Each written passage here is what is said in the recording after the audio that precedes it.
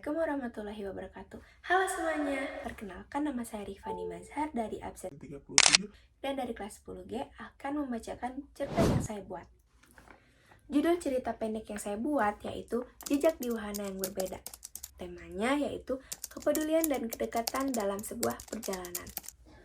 Tadi tur sekolah menengah pertamaku akhirnya berangkat pagi itu. Bus-bus sudah berderet di depan sekolah. Masing-masing berisi rombongan yang sudah ribut sejak sebelum hari keberangkatan. Aku berada di bus 3, sementara dia di bus 1 jauh di depan. Awalnya, aku tidak mengira perjalanan ini akan berbeda dari biasanya.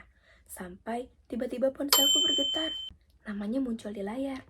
Dia bukan teman dekat, tetapi hanya teman yang sebelumnya tidak sengaja bertemu. Tapi pagi itu, dia yang pertama kali menghubungiku. Percakapan itu ringan, tetapi tidak berhenti. Sepanjang jalan tol, kami saling mengirimi foto suasana di bus masing-masing, bercanda soal teman yang mengantuk, dan saling mengomentari lagu-lagu yang sedang diputar. Tanpa kusadari, aku selalu menunggu setiap getaran ponselku berikutnya. Saat bus akhirnya tiba di Dufan, guru kami memberi waktu bebas untuk bermain di wahana pilihan masing-masing. Teman kelasku sudah berlari ke pintu masuk, tapi aku mulai ke belakang, mencari bus 1. Sesuatu membuatku tetap berdiri. Tak lama, dia muncul di antara rombongan. Napasnya sedikit terburu. Dia tersenyum kecil saat bertemu denganku. Seketika, aku pun ikut tersenyum. Namun setelah itu, ada hal yang diam-diam membuatku kesal. Kami akhirnya memilih wahana yang berbeda. Dia pergi bersama teman-temannya ke roller coaster, wahana yang jelas-jelas tidak sanggup kutumpangi. Sementara, aku dan teman-temanku pergi ke istana boneka. Kami berpisah arah. Meski sebenarnya aku berharap kami bisa tetap berjalan bersama. Karena kami terlalu tenggelam menikmati wahana masing-masing, tanpa sadar waktu sudah beranjak menuju pukul 4 sore. Saat itu, tandanya jam bermain kami habis, berganti dengan waktu makan sebelum akhirnya bersiap untuk pulang. Saat setiap kelas sudah menempati busnya masing-masing, tepat ketika busku bersiap maju, ponselku bergetar. Dia menghubungiku. Katanya, kondisinya mulai tidak enak karena seharian terlalu memaksakan diri di wahana-wahana ekstrim. Belum 5 menit berlalu, kabar lain datang. Dompetnya hilang. Seketika suasana berubah kacau. Guru-guru dari busnya ikut panik. Teman-temannya berlari saling membantu mencari ke seluruh sudut Dufan.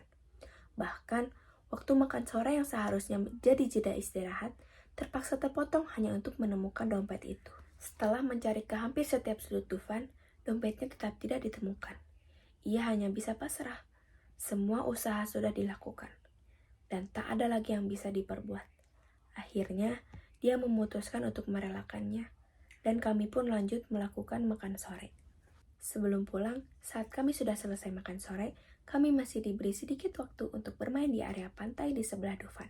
Di sana, aku berusaha menghiburnya, membuatnya tertawa, dan membicarakan hal-hal ringan hingga perlahan keceriaannya kembali. Untuk sesaat, ia hampir lupa masalah yang menimpanya hari itu. Perjalanan pulang tetap memisahkan kami ke bus masing-masing. Namun sepanjang jalan, pikiranku tidak tenang karena dia tidak menghubungiku lagi. Aku terus memikirkan kondisi dia yang sedang sakit dan baru saja kehilangan dompetnya. Tapi ucapan temannya sedikit menenangkan pikiranku. Ia bilang dia sedang beristirahat di bus setelah meminum obat. Malam itu, bus kami tiba bersamaan di sekolah. Dari kejauhan, aku melihatnya turun dengan langkah pelan. Wajahnya masih pucat, tapi matanya terlihat lebih tenang. Sesaat pandangan kami bertemu, dan dia mengangguk kecil, seakan memberi tanda bahwa dia sedang baik-baik saja. Saat di tengah ributnya teman-teman yang sibuk mengambil barang dan mencari jemputan, kami sempat berjalan beriringan menuju gerbang. Tidak banyak kata yang terucap, hanya senyum singkat yang terasa cukup untuk menutupi hari yang panjang itu. Meski kami berada di wahana yang berbeda, di bus yang berbeda, dan melewati kekacauan yang tak terduga, perjalanan hari itu meninggalkan jejak yang sama di dalam ingatan kami.